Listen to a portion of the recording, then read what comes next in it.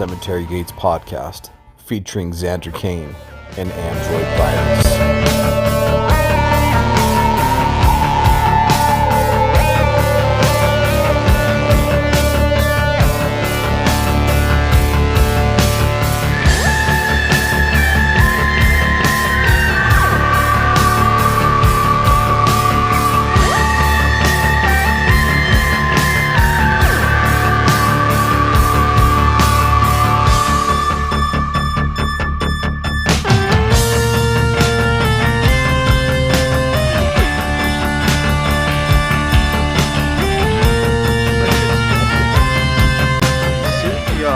All right, guys, welcome back to the Cemetery Gates podcast. Our 31 Days of Halloween 4.2 edition, I guess. Sure. Year 4 of However the 31 you want to do Days your of Halloween. Dewey Decimal System is fine by me. That's right. And we're here to deliver the next 8 movies in our 31 Days of Halloween movie series. So this will make it up to 16 that we have collectively watched.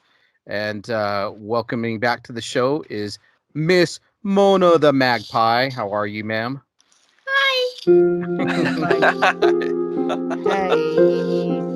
Hello. And my illustrious, awesome ass motherfucking co-host, Mr. Xander Kane. Hey, what's up, everybody? I'm here. I'm fucking tired. I've been going since 5 a.m. What's it going on? That's awesome, dude. Everything. I had Kids ready to go out of town. Dog's sick. I'm sick of it. I know. Oh, no. Plague. Yeah. It's all good. We're powering through. My dog's sick. Not sick, but he's making us sick. He's Uh, chewing on these. He's got these little nodules that keep growing out of his genital area. They're basically cancerous tumors. Like, it happens, right? yeah, Like, yeah. And we've My had them. previous dog had them. Not there, but it's just like, Yeah. they're like some sort of lymph node or some shit. So we cut him off, and then here we are again a year later, and we fucking have to get him cut off again. And he gnaws at him, and we woke up on Monday morning, and it looked like a fucking crime scene in our living room. Like, You're like, God damn it, dog. Rachel's like, "What the fuck?" And I was just like, "Dude," and she's just mopping like at fucking 6:30 in the morning. I'm like, "I'm sorry, babe." So he's got a cone, and he's got maxi pads on him. Oh, good boy. Cute. Mm-hmm. Did you They put him a diaper? His No. own personal Halloween costume. Or, No, he's got maxi pads on his little things, so he can't get to them. You know, the sticky kind, a mattress, the With mattress. wings? Yep. I don't know. I don't wear mattresses. You don't? No. I guess you're not that. You claim to be a heavy bleeder, but I guess you're not. You can plug it up. Plug it up. Plug it up. I don't know, dude. I've known chicks to wear fucking 2 tampons and a mattress. I'm just saying. Dang. Those And are. they live to tell the tale. And they live to tell the fucking tale. That's a whole other story. I know. So he's got to go in for surgery tomorrow. Yeah, and it's $500 to remove one, dude, and he's got fucking 4. So there you have.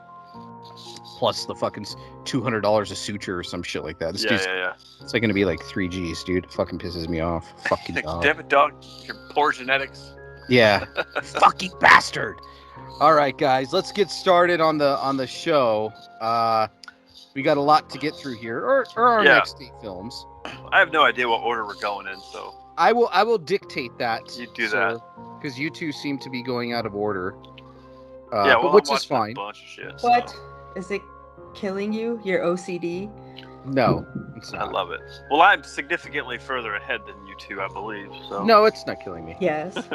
Whatever. As long as we do, as long as we come together on the show. I logged them in order on Letterboxd, so There you go. So we'll get started.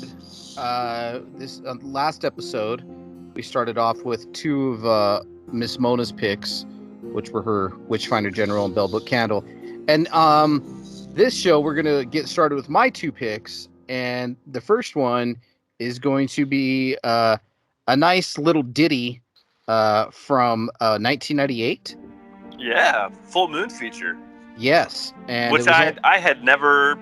I didn't realize this was a full moon film. I had no idea. It was Right. in their wheelhouse.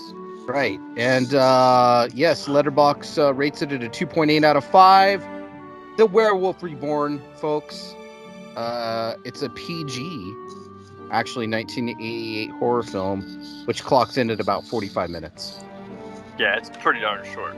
It feels like a full moon version of like Tales from the Crypt episode, It does. but not like For it children. is more PG. Yeah, it's very PG. Yeah. Yeah, it's so basically we start out in an Eastern European village. And the film footage and everything, like you said, it's like very late 90s. Reminds me like it looks like it was filmed on film, like when they probably around the time they started transitioning to digital completely. So this seems like it was filmed on film. But you have like some dudes just chasing a fucking werewolf in the forest. Oh, it's cool though, because it really was shot in Romania. Oh yeah. Yeah. Yeah, Full Moon used to go film a bunch. They would, back in the day, Full Moon would go out on a location, and rather than go, like, say, Romania or wherever, they filmed some stuff in Prague over the years, but they would go, and they would film, like, 3 or 4 movies or 3 or 4 things at one time. That way they could, basically use the set if they're only going to fly. That way they don't have to fly there and back once, but they can film several films. So they would secure all the budgeting, go, and then film a couple movies over a few months. Kind of cool idea. So we got a 14-year-old little girl, Eleanor, who looks like she's 21. I know, right? I was like, wait, she's supposed to be 14. She goes and visits her Uncle Peter in a remote village in Eastern Europe, and he doesn't want her there, and neither do the villagers. Get out! We don't want you here. Even he doesn't want her staying in the fucking house. I can't protect you. For what? What can't Nobody you wants her. Her family sent her there and like left the country. I know, it's totally messed up. Like, they send her there, and then she goes to the train station, and the train station guy's like, hey, turn around and go back where you came from. And then there's the one guy's like, you know what, I'll take you in, But I do have to say, did anybody notice that the inspector was Uncle Leo. Uncle Leo from Seinfeld? Yeah. I expected him to turn around with fucking fake eyebrows drawn on the whole time. He's all, yeah. Like, dude, it was just... Anyways, long story. It's not a very long movie. Villagers are fucking plagued by a fucking werewolf. And he likes to run around and puts his hand above his head and do the old... weird dance with the werewolf hands above his head and the silhouette, which is really cool. I thought that was fun. And she can't cure him of the curse, but they give her silver bullets to kill him. Yeah.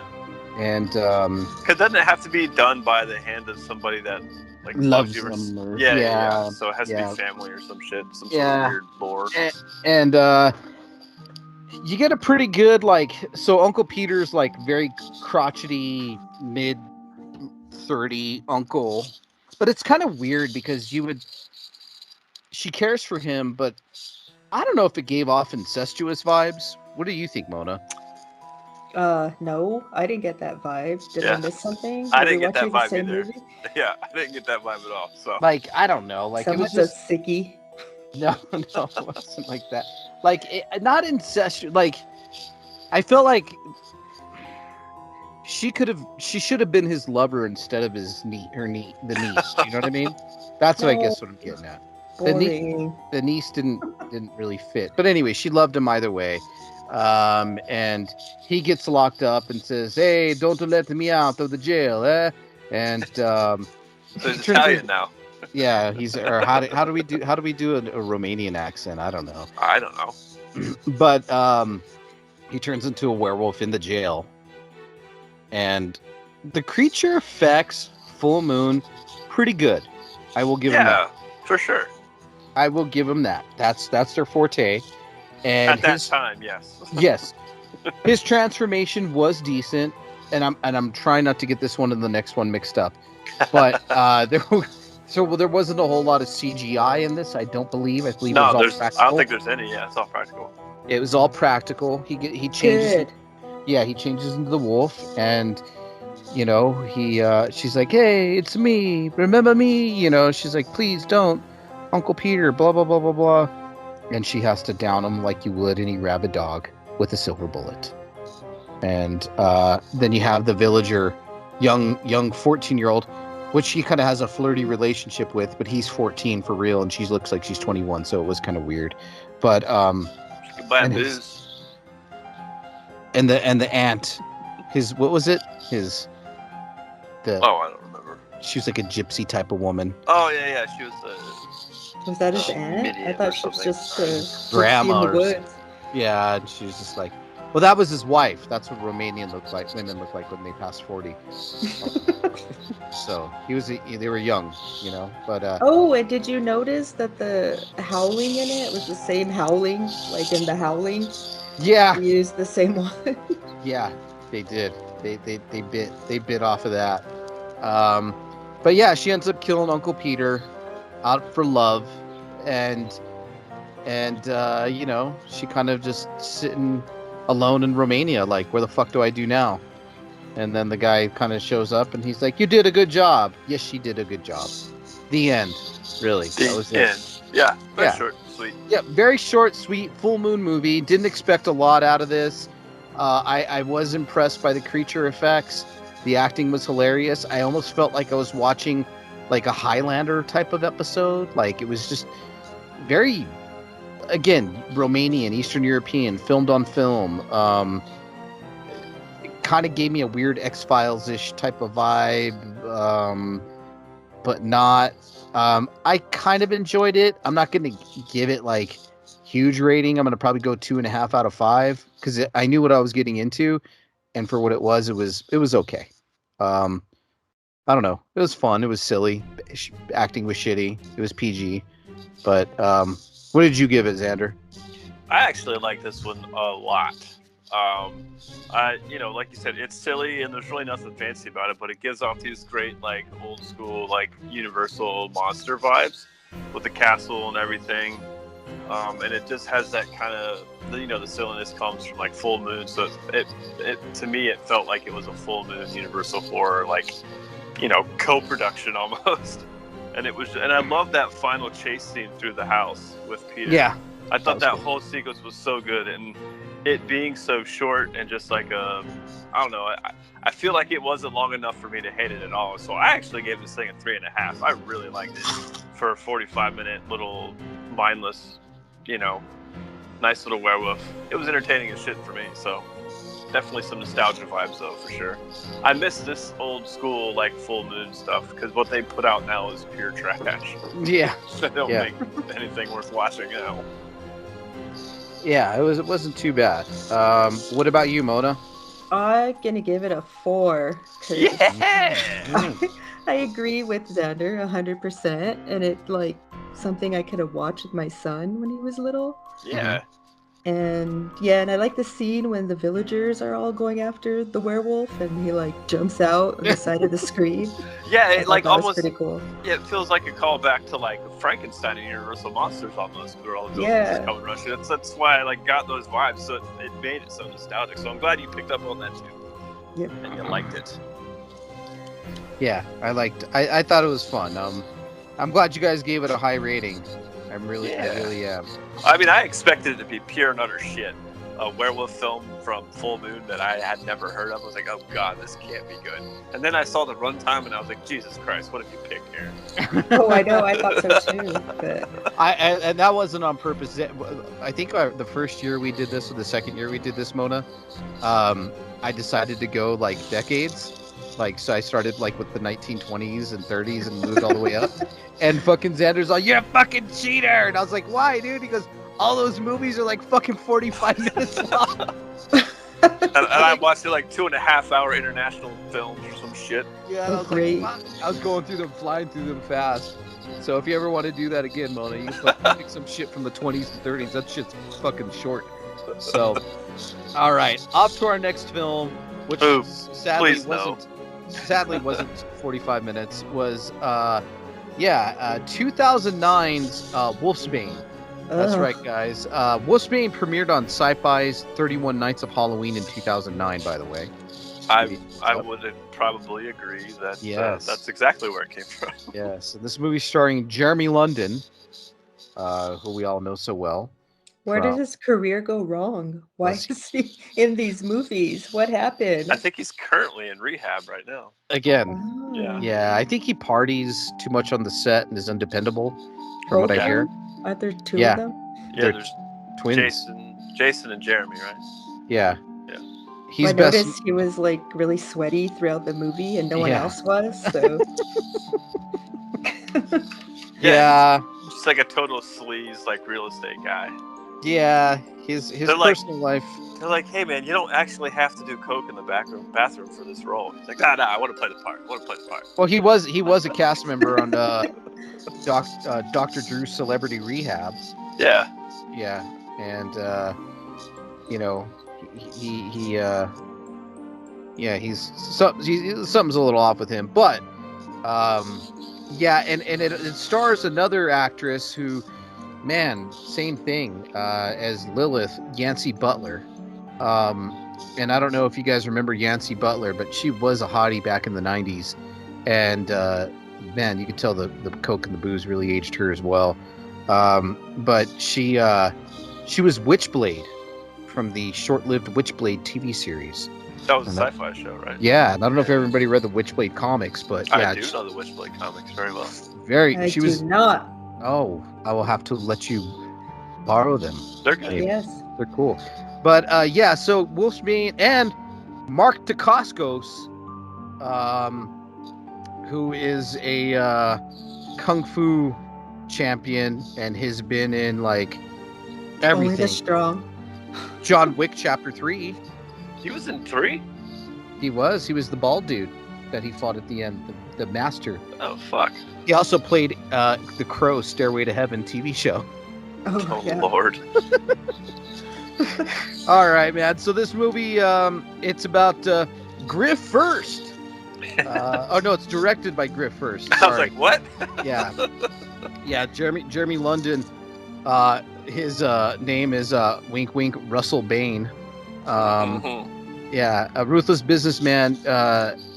Kind of, he's just trying to get this property from some chick, and she doesn't want to sell. And she's like, my family's been here forever. And he kind of maybe does coke, or it alludes to him doing coke. Who knows? But anyways, he which I had promising. At the beginning had promised, because this hot chick fucking hits a fucking wolf or a guy with her car or something, and then a fucking wolf comes out and kills her. And I thought the creature effects in the beginning were really cool. As far as it seemed like it was like practical hairy werewolf, and then he gets bit or something happens, and then It was like more teddy bear werewolf. yeah, I mean, I had a little bit of hope because they didn't go completely CGI like Mhm. on some shit. But anyways, so starts the story of him. He gets scratched by the wolf, and then there's this backstory of a vampire faction. Well, it Right. starts Oh, off fuck. with vampires killing Lilith Ugh. because she's a head vampire. Right, like 800 years ago or whatever the fuck it 800 was. years ago. That's where it all fucking starts out. And And then there's all those amulets. yeah, Yeah. and it's like this underworld Blade ripoff shit, basically. Yes. It was yeah. like a really long, shitty episode of Buffy. That's right. Yes, it was. And And I like Buffy.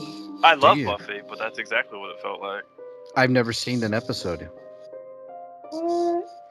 I saw the movie in the theaters, but I've never seen an episode of How Buffy. funky is your chicken? I loved Buffy in the theaters. Paul Rubens, the best. Mhm. I'm dying. I love that movie, Rutger Hauer. But anyways, this isn't about that. This is about Wolfsbane and Mark Dacascos. He's. I actually kind of liked his makeup in this. He looked a little creepy and weird, to be honest with you. That I did like his makeup in this. But he's a vampire, and he's kind of like the rip-off version of Deacon Frost from Blade. He's like all the other vampires don't want him to bring back Lilith, but he's trying to awake Lilith to rule the earth again. And then you have this other backstory where Jeremy London, he's slowly turning into a wolf, and and he's gonna get kidnapped by fucking hot fucking chicks. Cause isn't it like wolves and vampires are, you know, uh, how would you explain it? They're like they're sworn enemies in this movie or something, right? Yeah. Yeah. But Lilith, she wants to reunite the warring factions of her vampire cult, and then he finds himself allying with a vampire hunter again, Blade 3 again, Jacob Van Helsing. I don't know if you guys caught on to that, but yes. So and then the shop girl that he was trying to get the shop from at the beginning is a werewolf, we find out as well. Yeah. And he teaches her the ways.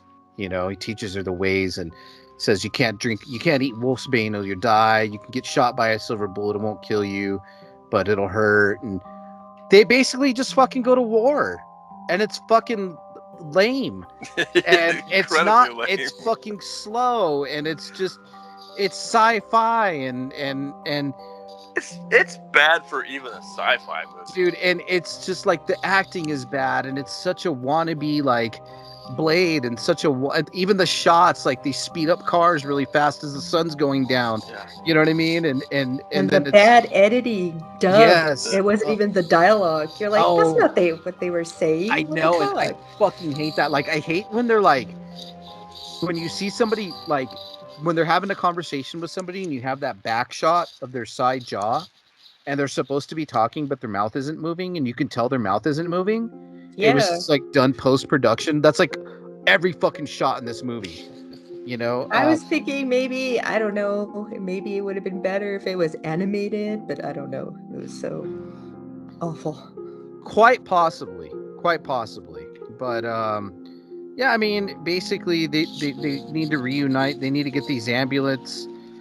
I don't know, Russell, or what's his name? No, he transforms into a fucking werewolf, and they fight, and I don't know, man. Like, the whole thing is just a mess. But they get rid of Lilith, but like it kind of leaves it open at the end where they're like, there could be a part 2, right? Like, I don't know. It's like, let's go get them. Like they're this team of vampire hunters and werewolves, and Jacob Van Helsing leads them with the cokehead guy, out of shape fucking werewolf, Jason London or Jeremy London, whatever his name is. But anyways, guys, I didn't like this very much. I'm gonna just put it out there.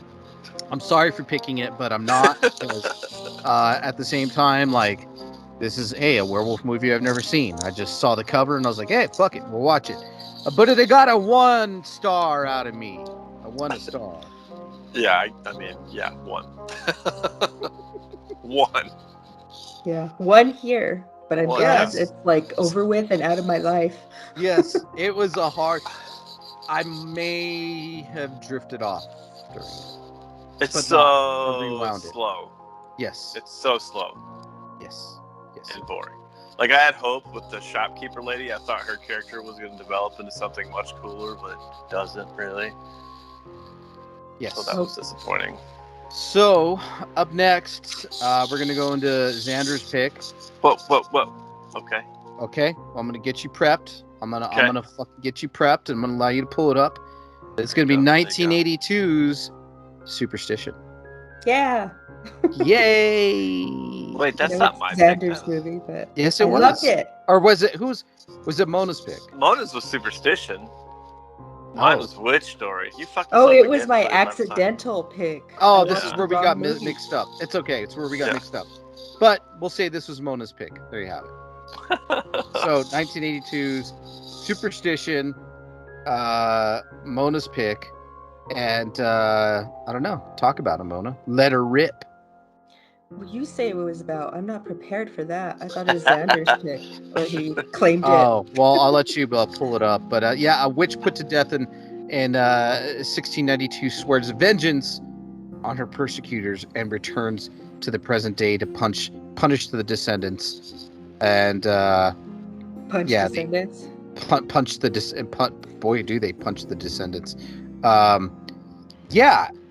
Fuck.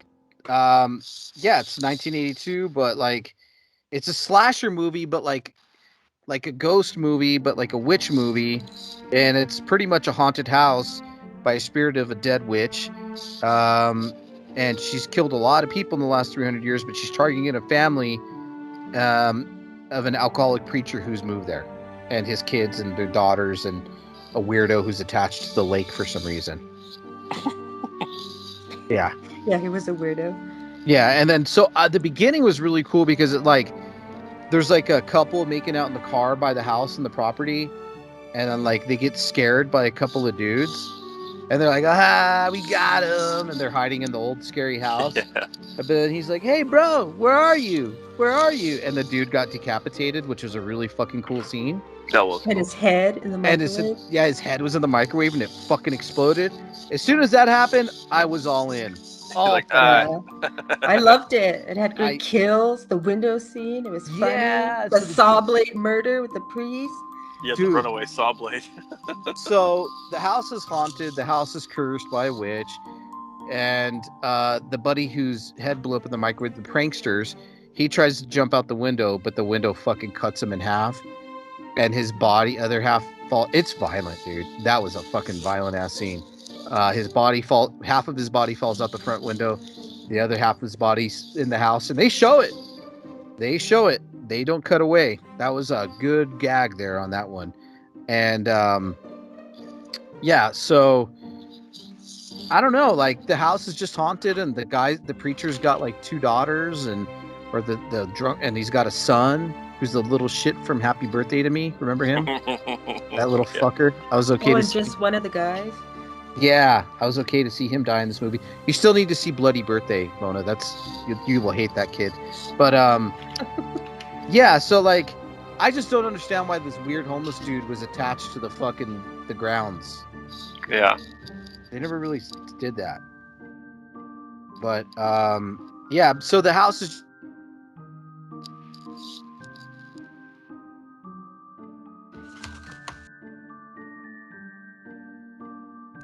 Where did you go? a saw blade shoots out and hits the priest right in the middle of the chest, which Oh, is yeah. amazing. So that was a good scene. So but there's like a ghost hooded figure throughout the house doing all this, right? Yeah. Yeah, I think so. Yeah. And I don't know, it's pretty good, man. They find a severed head. There's the little kid's the little kid dies. So we have kid death in it. Yeah, I love how it was nonstop violence, and I love that everyone fucking died. Yeah. No hope here. No No. one was safe. Nobody was safe in this motherfucker. I don't know. I feel like we're doing the movie a disservice by like trying to explain it the best as we can. But Just watch it. yeah, I don't want to Yeah. give too much away about it. Oh, But there's also like that really weird scene with the forehead on the witch lady that's like swelling up. yeah, That was really fucking cool and creepy looking too. yeah, Oh, when they're burning her. Yeah, it was like melting but swell. It was just weird looking. It looked cool though. yeah. I would highly recommend this film. By the way, I'm just Yeah. letting you guys know. I actually gave Superstition a 4 out of 5. Ooh. What about you, Mona? Yeah, I'm saying a 4 out of 5. Maybe a 4.5. Mm. What about you, Xander? Ooh, 3.5 for me. To me, this was like a gem. Like, I feel like we've seen them all, dude. You know what I'm saying? And I'm Yeah. just like, this is one that really fell through the cracks with me. Like, I feel like if this is one that like we told other friends about, they'd be all over this motherfucker and be like, dude, this is pretty good. You know? Yeah. Oh, show. Yeah, it's definitely worth checking out. So this was actually released on video first, and then did a theatrical run in the UK. Mm. It was so popular, on video, pre-cert video, or whatever the hell they call it over there. They eventually put it in the theater. So Was this one of the ones that was a part of the Video Nasties? I'm just sure it had to be, right? I don't see a scenario where it wouldn't have been from Yeah. 1982. Like, I feel like it would have been a video nasty for sure. For sure. If it's not, they fucked up and missed one. Yeah. So it was good, man. I really enjoyed this one. I highly recommend it. It's really, really fucking good. All right, on to Mr. Xander's next pick, and this is going to be 2019's Shudder original, The Night Shifter. The Night Shifter, yes. So this movie is from Portugal, and it's about the guy's he works in a morgue. He's not necessarily the head mortician, but he's one of the guys that work in there, and we find out he has this like special ability where he can talk to the dead as they're like laying on the gurneys and whatnot. So he just strikes up conversations with the dead, which is super weird but kind of cool. And when the people I really thought the makeup was cool on the bodies when they were talking, because they made them look, their faces, they were all dead, so their faces were all like kind of gaunt, and this looked kind of waxy, kind of like how you would think a dead person, a dehydrated dead person is. Yeah, so it was like very creepy. Yeah, it was very creepy. It felt real to me. So yeah, it was like it was almost like I felt like kind of like it wasn't practical effects, but it was like almost as if like CGI was used into it. But it was like only the mouths were moving, but the eyes were dead. Yeah. Because you could tell in an actor, right? Like, Walking Dead, zombies, different things like that. When a dead body's talking to you, it's like, the person has life in their eyes, right? Like from a practical point of view.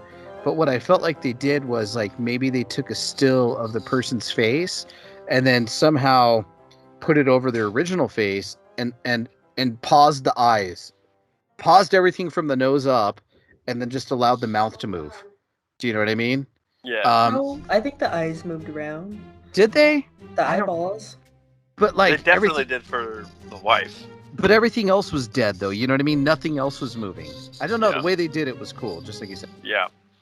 So, that's his little special power or whatever. And then they give you like a little story. You can tell that him and his wife don't have like a great relationship, and there's like you can totally feel like the tension and animosity between the two of them. No. Yeah, she was a horrible person. She was fucking awful. The worst.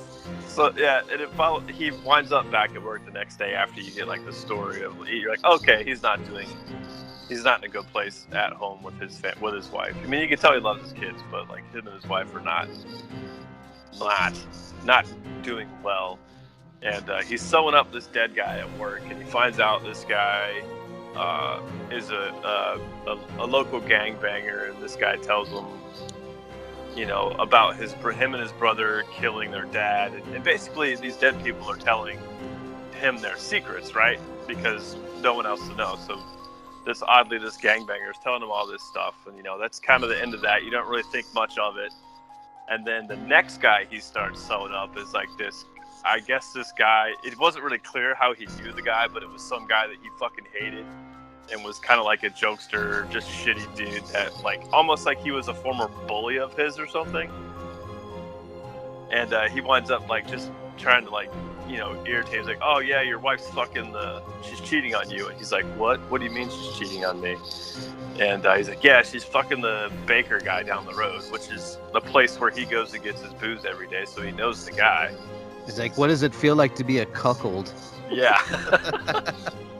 And so he's like, what? And he's just incredibly like irritated by it. He takes off and leaves, goes there. And then he's like, just awkward conversations with the guy at the bakery. And he eventually stalks his wife one night and realizes, oh, they are fucking, right? And so he gets pissed off and goes and talks to that dead gangster's brother that is alive still, and basically convinces him that he knows the guy that ratted on his younger brother, and he blames the guy at the bakery. And so he puts a hit out on the guy at the bakery, telling, with this like gangster guy. And of course it all doesn't go to fucking plan, and his wife winds up getting killed too. But she winds up coming back and basically fucking fucking with him and trying to ruin his life, and is like, I will haunt you for fucking ever.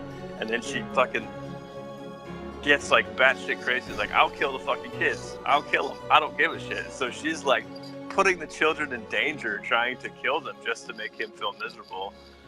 And like between all of that, he like kind of is. I don't know if he falls in love with the guy at the bakery's daughter. Like, I I think feel like lusting there. after her. I feel like there was an interest there. yeah, I felt like he just kind of needed her emotionally. I don't know if there was really any like sexual things there. I think he just needed help with the kids, and she was willing to help with the kids. So it's just And he was yeah, I don't. lonely. Yeah, he was lonely, but I don't think initially it was anything like too crazy. But you know, that's kind of the whole story from through there. But like all sorts of cool shit happened along the way. Like right after the wife dies, he's hanging out in the morgue, and there's a great scene where the doors keep popping open, and the bodies keep sliding out of the gurney. He's putting it back in. It's just a really creepy scene because you can feel like, oh, the wife is here, like she's causing all this shit to happen to fuck with his head. And I also loved, there's a scene that's in there where there's a landslide in the village that they live in, and they're just bringing dead bodies after dead body after dead body into the morgue, and he's like losing his fucking mind because he can hear all the bodies are in these body bags and they're talking, and he can hear every single fucking one of them talking. He's like losing his mind. I thought that scene was edited fantastically, from, you know, sound wise, and it was really intense, even though nothing really like visually happens there, but you just get like the chaos that's going on in his brain, and like they're sweeping up all the mud and all the dead bodies like piling in the street. It's just a fucking cool scene. Yeah, I liked it. I thought it was very artfully done. Yeah, it was so cool. And even then, his wife kept messing with him. Yeah. The wedding You're ring. going to feel what I feel. Fucking bitch. Yes, he was tormented by this horrible woman in life and death. Yeah. She was so fucking mean to him. What'd she say at the beginning? She's like, you fucking stink. You smell like work. You fucking stink. You filthy pig. Or Yeah. some shit. Like, what the You fuck? fucking disgust me. Yeah. She was not nice. She wasn't a nice woman. Yeah. Oh, and I forgot to mention the so Laura, the girl that takes care of the kid, her mom's like sick in the hospital, and then her mom dies, and then like totally flips the script on the whole movie, which I won't tell how or what. Kind of changes the last, you know, the final act has to do with her, and I thought that was a great surprise to the story, and like oh fuck, man, I just thought this movie was really well thought out from beginning to end, and they did all sorts of things right, and it was just incredibly enjoyable for me, and I would watch this movie again in a heartbeat. I would watch anything this director touched again. This was absolutely fantastic for me. The Night Shifter is a 4.5 out of 5. Highly recommended. I loved it myself. I think the scene in the fucking coffin was awesome. That was so fucking spooky and weird for some reason. He's like, they're digging her fucking. Somebody fucking put my wife's ring on my fucking front porch, and the guy from the graveyard was like, hey man, you know, fuck yeah, I'm not gonna dig her up. But he does. He goes and talks to her. Like it was a creepy ass fucking movie. I really liked it. The atmosphere is great. She was mean. She was meaner than La Llorona. She was a fucking bitch. I think that this beyond a bitch. She was. Yeah. I think this movie delivered on so many levels that I'm gonna compare it to like James Wan shit and the Conjuring shit and different things like that. But like way better. Just delivered on the suspense, the horror. Yeah, and I love the contrast between Laura and the bitchy wife. Like they're two completely different characters. She was so nice. Yeah, this worked out really well. Yeah, I'm gonna go with you, man. 4.5 out of 5. This one captivated me. I really liked it a lot. What about you, Miss Magpie? Yeah, same here. 4.5. I mean, I felt the plot was very simple, but not like. Yeah, it wasn't hard to follow. Yeah, it just doesn't feel overdone, and just the way it was presented, and yeah, I loved it. Yeah, the guy that plays the lead guy in it does an amazing job too. Yes, he is awesome. Yes, and what was the wife's name? Odette, was that the wife's name? Odette, I think. Yeah, I I think think that so. was her name. Yeah. Yeah, I She did a forget her great name. job playing a bitch. She was a bitch. I really enjoyed it. Highly recommended. Go check it out. It's on Shutter. Yeah.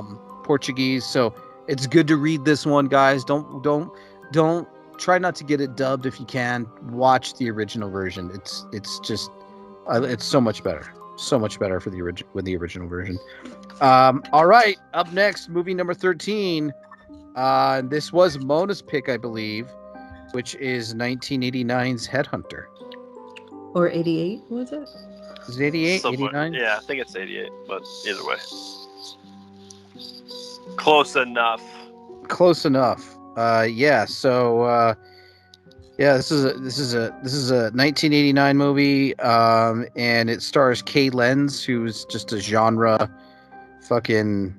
Um, you've seen her in all kinds of movies, but Mostly yeah, TV, right? yeah, a lot of TV movies, and yeah, basically the premise is it kind of starts off like with the ritualistic shit going on in Nigeria, and like having something to do with an evil spirit, right? Like A voodoo demon yeah, from Africa. yeah, and then it makes its way to Florida to the Nigerian community there, where a Miami cop finds out that his wife has a female lover, and he begins to kind of have an affair with his female partner, but not. I don't know. There is a love there, but she likes somebody else, doesn't she? Like she's with another cop, but Yeah, I don't know. It kept saying yeah, that he begins an affair with her, but I didn't see any affair. I mean, I I think it, it was implied maybe in the past, but yeah, she was in love with some hunky cop, anyways, and yeah, so this voodoo demon from Africa comes into this Miami neighborhood, Nigerian community, and starts cutting people's head off and possessing other people's heads, possessing other people to cut other people's heads off. And it's just like, man, it's it's low budgety. Don't get me wrong. I love some of the cinematography in it. The decapitation scenes are great. It was pretty fucking bloody. It was really violent, and it had some really fucking one-liners, right, Mona? yeah. I'm not racist, but it's pretty Yeah. hilarious. Yeah. There's also lots of weird audio going on in the background of this movie. Yes. Like there's like when they're in the police station, there's like all these fucked up conversations about like fucking prostitutes like in the background that you can hear, and there keeps being a thing on the radio talking about Playboy rated the #1 party school, blah blah blah. Like you hear that audio like 4 different times on the radio. Oh, Yeah. dang. I didn't Like, notice what? that. I was like, what the fuck is going on? I wish I did. I was just distracted because Here- it's... Playboy name, blah blah blah. Like, what the fuck? The funny part is the beginning. Do you remember like when like they were doing this like weird revival, like they're gonna baptize that fucking Nigerian chick in the water, and then like the freaking preacher, the guy who was doing it, he was like the worst preacher ever. He's all, God damn, God, get the fuck out of here, son of a bitch, God damn it! Like, 'cause she gets her head cut Not off in in the water. this river. Yeah, and the sword comes out of the water like Jaws. Did you guys notice that? Like the like the Yes. shark's fin. He's all, and then like one of the funniest lines in the beginning was like when he was getting ready to convert her to fucking Christianity. He goes, "Gonna leave all that jungle darkness behind." You know what I mean? Like he tells her that, and I'm like, oh my god, like gonna leave, and then You're boom. like, this movie's a little racist. Yeah. Just a little. Well, the captain was an over the top racist, and he like had that southern drawl. It was Yeah. like, you know, yeah, he was just really out there, and he wasn't using the hard R, but he was definitely saying Negroes. That was pretty. But yeah, you get a lot of fucking scenes. Really, it I found the cop, not the chick cop, but the guy cop that his wife left him for another chick. He was just kind of a bumbling fool a little bit with a really funny mustache. But he was also kind of... Oh my god. Yeah. Remember him? It was funny how he kept like getting thrown out of windows with no injuries. Yeah, that was kind of And, wild. That was cool though. He got like fucking blasted right through that thing. And Landed through on walls. concrete. Remember he got blasted through a brick wall too? Yeah. Yeah, the No big deal. glass. Yeah, I'm okay, fine, I'm alright. He's I got all this. I right. got this. Yeah. He's like, look, if you're not gonna help us solve this crime, then he's all, bring me the bad guy or you're done. Like, it's like, what? So basically, they're chasing ghosts. They go and talk to a fucking priest who's living in a weird fucking home. He Like gets his horror, head, Law and Order. yeah, and then he gets his head cut off. But like, we find then, and then he finds his ex-wife and her lover dead, but the headhunter has possessed his ex-wife, and he's got to go save his old partner, and her new hunky boyfriend is possessed by the headhunter. And this is when we really get to see the headhunter in all his full regalia, you know? Which is pretty cool. Which is pretty cool. Yeah. He's fucking Oh. huge. Big It was dude. funny though when he leaves the house, the demon ripping off the car door. Yeah. Yeah. Yeah, that was pretty funny. But he goes in with a chainsaw. Oh He's yeah. He's all right, Ooga Booga, let's dance. I was like, Yeah. It like suddenly becomes Evil Dead. it does, For yeah. like the last 10 minutes. Because the doctor was like, the priest was like, oh, you have to cut his body up into pieces, in pieces, in pieces. Like, you have to rip his body to shreds. So basically, it's I don't know, man. It's, if you think about it, the movie has like, it's all over the place. It's got some funny shit. I appreciate what they're trying to do here. I really do. And I need another digestion of this film because I feel like this is something I could put on Android Vision. Like, Yeah. For sure. it's definitely up there, which I probably will. But I had fun with this movie. I mean, at first I didn't like it. I think I was texting one of y'all and I was saying, I don't know if I like this. And then boom, I don't know, something about it. I like the atmosphere. The atmosphere kind of reminded me of like the Fifth Power, or what's Or that? Low Rent, Serpent and the Rainbow. First power. The First Power, yeah, like just very strange cinematography. Kind of, maybe they put the camera on a fucking shopping basket and went through old fucking warehouses and alleyways, and as the fucking, I like the POV of the ghost flying through shit. That was pretty cool while I was looking for stuff, you know. But man, I gave it a 3 out of 5. I mean, I enjoyed the shit out of it. I thought it was funny for what it was. What about you, Xander? It's 2.5 out of 5 for me. It was just kind of okay. I love how the demon looked at the end, and definitely there's some fun parts with Peter as he's fucking losing his mind, running around batshit crazy. But there is a lot of like boring dialogue, like relationship dialogue between the couples, and even just between her and Paul when they're talking, like just pointless, boring dialogue that made me like lose interest most of the time. Just like, come on, fast forward, let's get through this. But yeah, but it was okay. Like you said, I mean, I wouldn't be opposed to checking it out again, but it was a valiant effort, I think. It felt like an episode of Silk Stockings at times, with less sex. Yeah. Yeah. She's like, look, we gotta talk. And he's like, what are you doing to me? You're playing games with me. Like his ex-wife. Yeah. You know, fuck this shit, you know. What about you, Mona? I think I'm gonna give it a 2.5. The half for its humor, but yeah, I'd agree. A lot of the dialogue was kind of pointless. I'm kind of sad that I didn't pay attention to the background dialogue. Oh man, that was like, I was cracking up. Yeah, most of that is like in the first 30 minutes of the movie. They kind of get away from it, but still. Yeah, it was like the entire movie was like dubbed in after, even the background sound. So like he's walking around mumbling and whispering to himself, but it's turned up really loud, you know. It's like, you know, it's kind of funny that way. But yeah, Headhunter, guys, check it out. I think it's worth a watch. I want to watch it again. I think it'd be really fun for like a movie night, like an Android Vision or any other horror hosted show, watching it with a group of friends, just picking fun out of it and laughing. It's pretty fun for that fact. All right, guys, we're gonna go up to, I believe this is where we fucked up. So yeah, Which Story 2, aka Superstition 2? Yeah, that's it, man. Is that you? That's me, man. No What way year does- related to the original? Up for debate. They're both about witches. Yeah, so this was. And they both had that little girl. They do.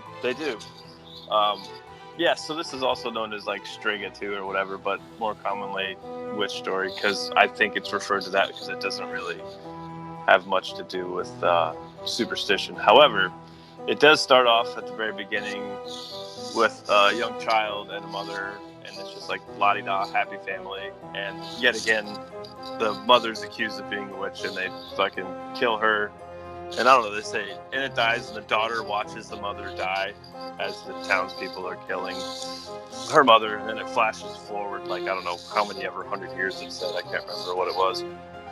And it's a bunch of these dumb kids going out to stay in this house, like on a, I don't know if it was spring, but I don't know what the fuck they were doing there. They were all traveling to this place. Oh, the girl was inheriting it. That's right, she inherited the house. And they're all going there to party, feasting on fucking KFC and Budweiser. Her and her brother. Real quick, let me stop you. Did you guys... I don't know if you saw who was in this movie, but I had to, like, go back and be like, who the fuck it was? Amy Adams? Yeah, I don't think it's the same Amy Adams, though. It is, though. It is. It is. Yep. Who's Amy Adams? She's Not Lois. Cool. She's the Lois in the Hot Superman movie. Oh. She's blonde in it, and her name is Sarah. And I had to go back and be like, is that her? And then I just, my fucking weird OCD brain had to be like, yep, it is her. I had to do side by side. She's just really young and like 17 or something in this. Are you sure? All right, well, I'm just saying. I don't know. I clicked on the Amy Adams on this movie, and there's like no other listing for IMDb. No, so I'm interesting. Saying, Rogue, maybe not. Could be, yeah. Threw me off. But yeah, all these, they go to this house and they go party and eat their fucking KFC and Budweiser, which is all over the goddamn house, which made me laugh. And then all the characters are like, there's like this shitty dude that like is annoying as shit and is always eating. And on the way there, he's like, "Oh, I'm gonna puke," because he ate too much fucking food. It's like, it reminds me of like that fucking what is it? Sully from Friday the 13th. Oh, what's his fucking name? Not Sully. I know you're talking. Fuck. From part we three. know this. Yeah. Yeah. I know you're talking about. But anyways, there's all kind of interesting characters, and they get to this house, and eventually they all wind up. So what I like about this movie is basically all the women get possessed by the witch and murder the shit out of the men. So it basically just goes through every single character and like seduces the male character and fucking tries to kill them in epic ways. There's an amazing scene where one of them pops out of the water with a chainsaw and like saws the dude's fucking face in half. Yeah. Which was really great. Yeah, there's a lot. It's very there's a lot of 80s. You know, it's a total 80s like silly supernatural slasher. There's lots of really great gore. It plays off some like Italian giallo type moments, and it's just damn good fun. I fucking loved it so much, and now I'm like drawing a blank on some of the other kills. One of the guys gets his head like bashed in the wall. There was like over and over. There was a lot of dream sequence kills in this, wasn't there? Like like waking up, from what I remember. Like the very first one is. Yeah. The very first one is. It's like they're having like a premonition. Like there was the poker. They bash the dude's head in with the fire poker. Yeah, and then the fat guy gets force fed food until she stabs him. Yeah. Which is good. That's all like, you know, blood. There's blood all over the place in this movie. Very bloody at the end too. Very. Yeah. It's all bloody, and there's. Oh no. Yeah, it's like, I mean, like the story's just not that in depth, right? They just go around and get killed. Like there's just nothing. It's just like line them up and knock them down once you get to a certain part of the film. It was your typical formulaic. It was like Superstition in the fact that Superstition had it's basically almost the same story. They're in a house, had something to do with the witch cursing a fucking property, so that's why they call it Superstition 2. Obviously, this is not as good as Superstition 1. No way. By any means. It was slow, it was a little dull. The kills were okay, not as good. But it is your formulaic fucking wash, rinse, repeat slasher film. Down to the fucking characters. Do you know what I mean? Like, you got your nice guy, your tough guy asshole, your smart guy, your fucking fat Shelly character, then all the fucking chicks. So it's like, it's teens for the fodder, you know what I mean? Just for the grinder, get them killed. The kills were okay. It was really bloody. The acting was funny. The whole battle at the end between the priest and the fucking lady screaming at each other. One yelling, "I'm yelling for Satan. I'm yelling for God." Woo! And then the little girl starts screaming like in between two fucking angry parents. Yeah, so that was funny. But yeah, it kind of had an ending where nobody lived. I don't think. I don't know if I don't. Well, all the girls get possessed and they're trying to kill the last two people, and that whole sequence of them running around trying to kill them is fucking hilarious, which made me like love the movie. Just that whole section, that like 15-minute section through there was fucking great. Yeah. So, all in all, it was okay. I didn't think it was that great. What did you give it, Mr. Xander? I disagree. I fucking love this thing. It's a 4 out of 5 for me. It hit all Whoa. the cheesy good marks for me. Like I said, when the girls get possessed and they go after that whole sequence and everything that happens there, to me is just fucking great. I love the chainsaw scene. I like that they have the annoying like kind of characters. I don't feel like it tried to be serious in any way, shape, or form. I think that they just wanted to do, this is the movie they wanted to make and they make it. So I liked it a lot. Oh, interesting. And what about you, Miss Mona? I know this is Cemetery Gates, but I'm gonna be an asshole here. I gave it a 1. Whoa! I thought it was a below standard, mega cheap 80s Italian ripoff of quickie, far better films like, I don't know, House or Night of the Demons. I say that because it's a bunch of kids partying together in a remote location who become mysteriously possessed. However, there's no mystery. Without the fun stuff that happens in other movies. I did not like how the first 2 girls who were possessed did not look possessed. No makeup, nothing. They were just angry bitches. That's to trick the viewer, though. Because you don't know what's happening. Well, it didn't trick me. Didn't do nothing for you. No, and I don't know. There were no cool or memorable kills for me. I don't even remember any cool one-liners. Do you? I thought the beginning of the one-liners were funny about like, he's all, maybe he jumped out of the shitter. You know, the bus driver from the beginning. Yeah. Or let me fucking feed you, fat boy. That's what. Yeah.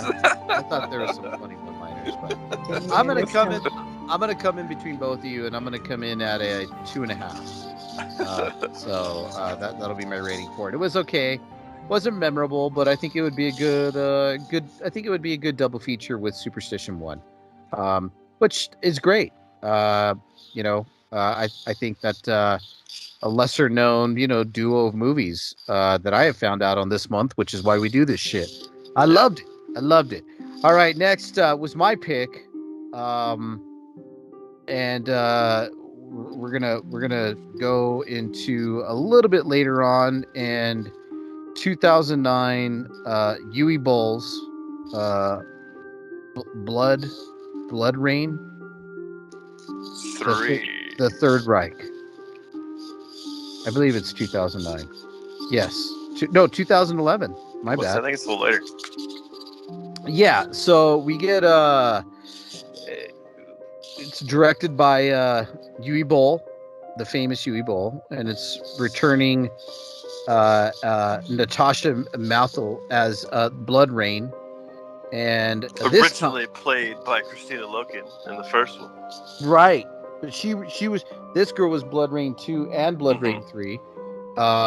And I will start off by saying it's a Yui Bowl film. So you know what you're getting into. I liked the set pieces. I thought it was shot really cool. And it's not that great of a story. I mean, you know what you're getting into with this. And basically, Michael Paré, who's should have been a bigger actor, but for some reason he's doing stuff like this, like Eric Roberts. He's a vampire Nazi, and this is set in 1943 Europe during World War II. And this is the final installment of the series, by the way. You know, this is made off of the video game. If anybody out there doesn't know, Yes. I did not know that. I was wondering. Blood Rain's a video game originally. Yeah. It's a fun video game. And this movie actually is the closest to the video game of all three movies. Right. So maybe you could buy it, Mona. It's Maybe. fun. It is. Maybe. Maybe. But yeah. So Blood Rain fights against Nazis during World War II. She's working with the French resistance.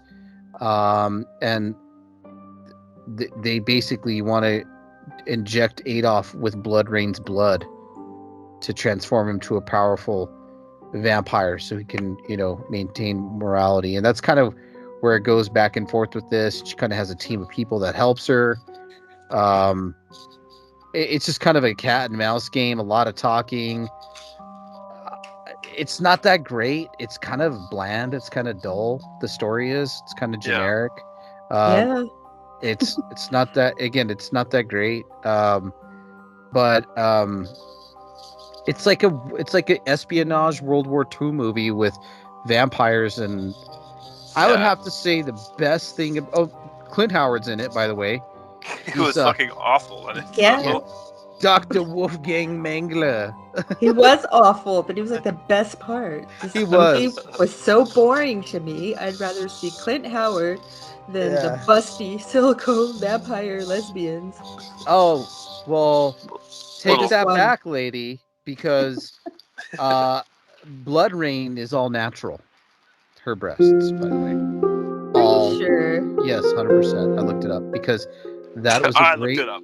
great No, lesbian because when scene. she's laying down, you can see the silicone when she's pushing her boobs. Some women are just blessed. No. And You keep telling yourself that. she is beautiful. And that scene was the best thing in this movie, the lesbian scene. No, yeah. you know it's bad when you're wondering, I wonder what Clint Howard is doing during that scene. Great. He's watching around the corner. Yes. Yes, they have sex and they all climax and go down on each other together, and it was just a really beautiful love scene. One of the first best love scene I've seen all month in the horror movies. Yeah, it's very Jean Rollin.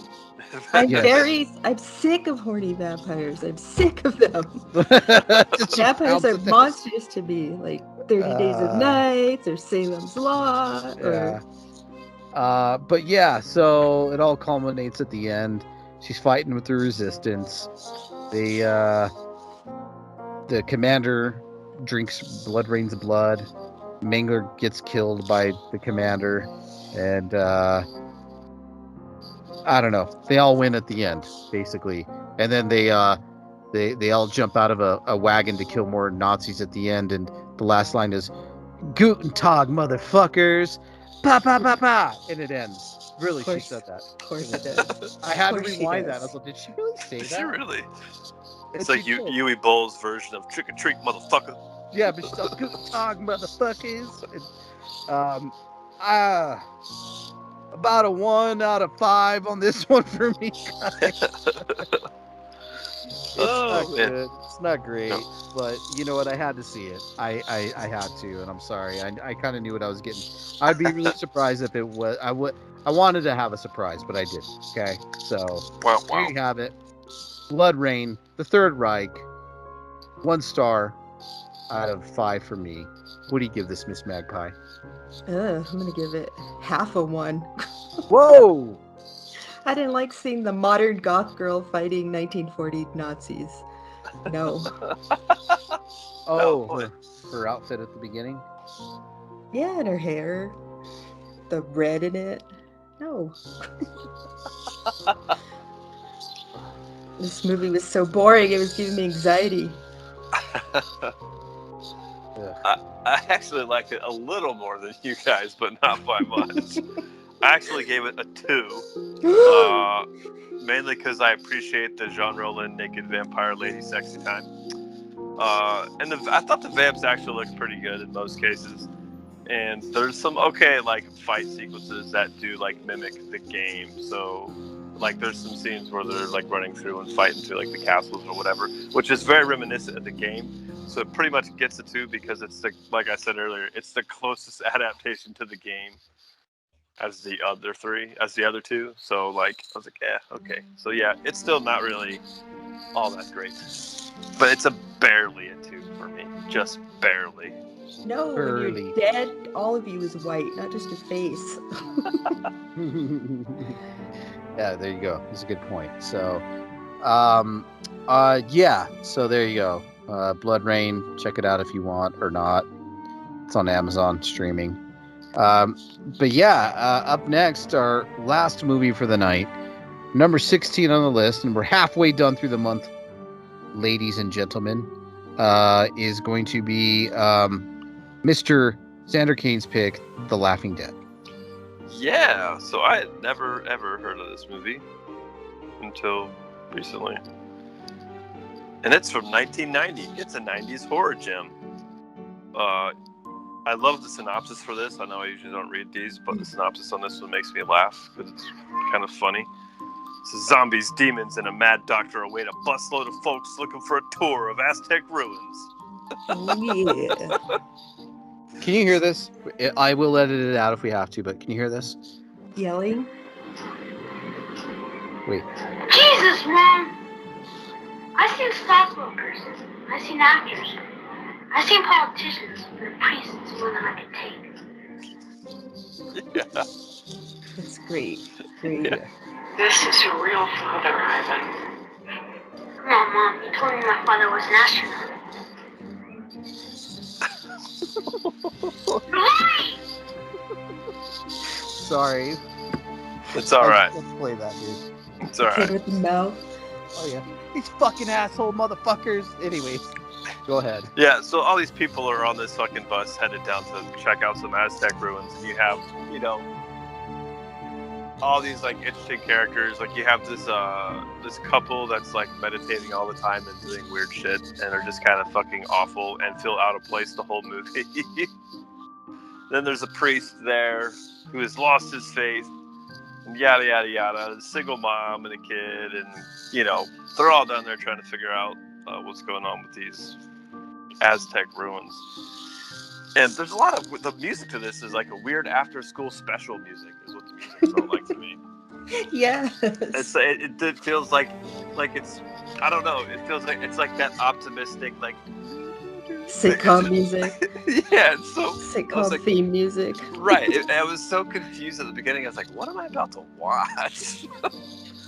And I also thought it was weird that the priest is leading the excavation. That didn't seem right to me. So I don't really know what all that was about, but because they don't really talk about him being, he's just like a man of faith. Well, I guess it's religious ruins that they're looking for and all the ritual stuff. So, but I don't know how he became the expert on the fucking excavation team.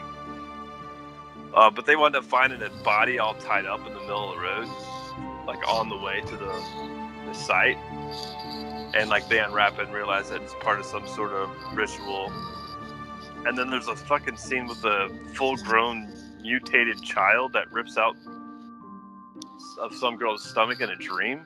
Did the priest dream that? Well, that's the little shit kid and his mom. Oh, that's right. Yeah. So the single mom has the kid, and the priest has a nightmare and wakes up, and when like the kid rips through the mom's stomach, you're like, what the fuck? Very confusing. And then he gets his heart ripped out or in the dream, he gets the heart.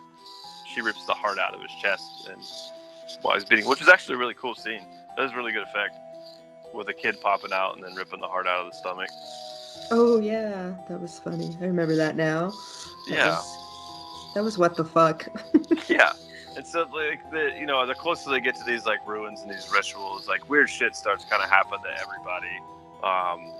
And the whole story kind of bases around the fact that this kid is actually the priest's son, bastard son. And they never really talked about, like, why they didn't... Was she married originally when they had that kid? She was a nun. She was the nun, and then they were like talking about like, you remember the nun priest scandal of that's right. 1979? Yeah, and what any of this has to fucking do with the Aztec ruins, I don't know. But they get down there, and like things are getting possessed, and there's like demons and all sorts of shit, and some dude gets his head karate chopped off. Decapitation. Yeah. It was like, okay. There's a lot of really good effects in here. There's another skit where they have there's someone puts their arm in the mouth of someone and the fingers are like moving around in the neck while they're talking. That looked really fucking cool. And at the fucking end, when they get all the shit and get all the excavation and whoever's left alive, there's a fucking 2 demons come and basically turn it into kaiju monsters and fucking battle to the death. Yeah. Like, the movie it's kind of all over the place, but not really. Like, I don't know. It's just fucking wild. But, like, I was completely, fascinated the whole time I watched this movie because there's all sorts of shitty, terrible dialogue from the priest, from the little shitty son. And then you get, I feel like every 10 minutes you get, like, a what the fuck just happened? And then you just keep rolling with it. It is I never heard of this movie before, so like I said, this was definitely a kind of to me felt like a lost gem just because it's so fucking out there. There's not a lot of it's not, I don't know, I thought it was entertaining as shit, but I could totally see why people would not like this movie. This movie is all over the place, but sure was. It's kind of like, I think I was messaging Mona saying, it was like, it reminded me of Headhunter a little bit, like the dialogue, the cinematography, the music, the weird background shit going on. I think this is a perfect companion piece to Headhunter for some odd reason. Yeah, I agree. I love the gore in this. I think it's great. I thought the little kid was fucking hilarious. At first, I did not like the film at all, but then once it started getting going, and the fucking gore, dude, he fucking ripped a dude's arm off and fucking shoved it in his mouth. That shit was hilarious. Yeah, like it looked good too, and it looked great. This movie fucking just hit all the buttons for me. Yeah. Don't know why. Don't know what it was. Laughing Dead. Fucking hilarious. I gave it a 4. Well, the guy who wrote it, isn't he a splatterpunk writer? What's his name? I don't know. You tell me. That's why we got you on the show this month. It's pretty much violent, gory horror with no limits. There you go. MSP Sumtow, I think. Yeah. There you have it. I thought it was great. I gave it a 4 out of 5. I thought it was fucking awesome. Yeah, I did too. I gave 4 out of 5 for me because it's I don't know, man. I love movies that throw the unexpected at you, and I will forgive a lot of shit if you keep giving me the unexpected and keep making it fucking weirder. And I never saw the fucking ending. Like, what? What the fuck is happening? And then I was dying laughing because, like, there's like this whole, like, heartfelt scene of, like, why don't you play basketball with the priest? And then, like, at the very end, like, the priest and the son are, like, he has to basically shoot a basket with a gem into, like, a circle to, like, kill the demons, and he, like, shoots it up with them. They play basketball with a head. Yeah, he's all it's funny. Like, it was just yeah, I just, like, it's one of those movies that I feel like, show me something weird. I'm like, okay, here we go. Like, I'm putting this in. So, what do you think, Mona? I'm gonna give it a 3 because it was definitely all over the place. It was weird and original. Sometimes I felt like I had to sit through slow death, but I think The last 20 minutes were worth it. It was fucking hysterical. Well, yeah, when they're tossing that head around, all the little Yeah. demons are just rolling around on the floor of the ruins. Yeah, the 2 Mayan crossover gods. Yeah, It Yeah. reminded me of Godzilla Monsters Meet Ghoulies. I was like, what the fuck is going on here? And then the face like split, and I was like, this is the graphics not got me good on this one. I was like, all right, I like this. Again, yeah. perfect fucking perfect companion piece to Headhunter. And the demon tries to like slam dunk the head into the Yeah. thing like a basketball. Yeah. What the actual fuck? Yeah, the beheading that turns into a what the fuck Basketball. basketball game. It is an actual basketball, and Uh, then it's an actual head. A good gem, guys. A good gem. I like this one a lot. So, we'll be back next week sometime. In our next installment, and we're going to be covering movies, I believe, and we'll go back and forth on the text, guys, but 17 through 24. Word. And one of those is going to be if you can find a clean, not a clean version, but it's going to be an MST3K movie. But I found the clean version of it. Oh, well, share if you will, sir. Oh, If I'm you just can. gonna. It's on Amazon, like the normal version, for like Oh, $2. cool. So I'm just gonna buy it, so I don't have to sit through MST3K. Okay. Either way, maybe we can get it up on Plex. We'll find out. There But we go. anyways, guys, thanks for tuning in to the Cemetery Gates podcast. Thank you for joining us again, Miss Mona, through Yeah, our thanks, 31 Mona. days. Yes, For letting You- me come on. yes, No problem. you are hanging and banging with these movies this month, and I'm very proud of you. for To that. be fair, we haven't. This has been so far. These 2 weeks, we haven't hit any really bad ruts yet. What? Speak for No. yourself. We'll Dark spray- No. We've had whole weeks where we both just watched Oh, a shit ton of awful movies. I think that's what he's talking about, like bad ruts, where it was like 4 fucking awful movies in a row, 5 in right. a row. Yeah. It's like, oh god. Yeah. Not Oh, like I yes. know. Yeah, What's Bane is awful. Third Reich wasn't very good, but like we've had it where we've had just talked about 4 straight like 1-star movies, and it's like, Jesus, why do we do this? Yes. Well, Oh, I know. With this first batch, I was like, oh my god, I'm gonna have to tap out. But no, I stuck to it. I'm still in it. We got Well. some gems this week though. We did good. and I Yeah. can't wait for our 31st movie, so we'll see if that's going to be like. But Yeah. give that away yet. But all right, guys, we will see you next week, and thanks for tuning to the Cemetery Gates podcast, and we'll see you on the flip. Goodbye, good night, sweet dreams, and die. Die. Dead. You've been listening to the Cemetery Gates podcast, featuring Android Virus and Xander Kane. Follow us on Twitter at Android Virus, at Xander_Kane, and at Cemetery Gates 66.